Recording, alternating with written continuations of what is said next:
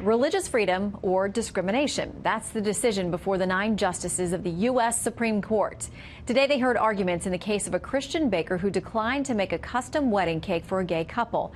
They say they were left humiliated by that experience. Well, Kristen Wagner, Senior Vice President at Alliance Defending Freedom, argued on behalf of the baker, Jack Phillips, today and joins us now to talk about it. Good to have you with us. Thank you.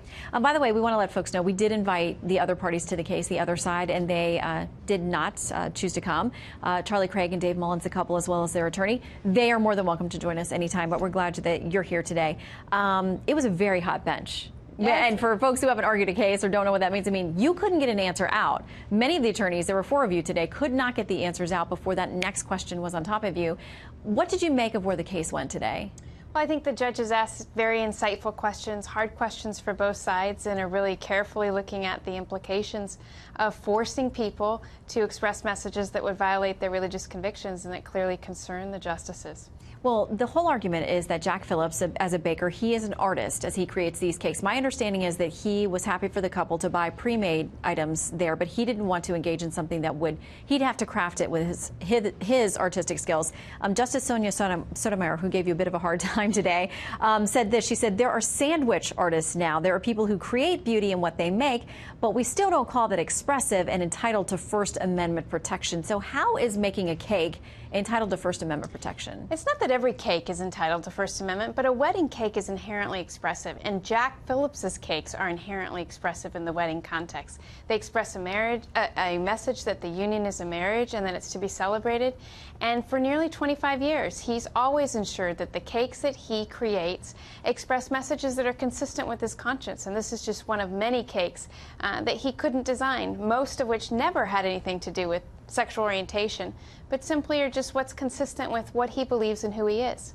Okay, I want to play a little bit from Senator Tammy Duckworth. She's one of the many lawmakers we saw out there at the court today. Here's what she said about how she views this case.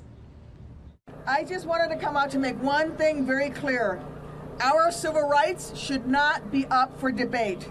Every American deserves equal protection under the law.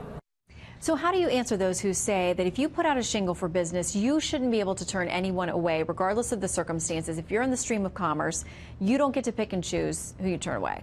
You don't lose your constitutional rights when you go into business. That's how I'd respond. And the theory that the ACLU and the government put forward today is downright frightening.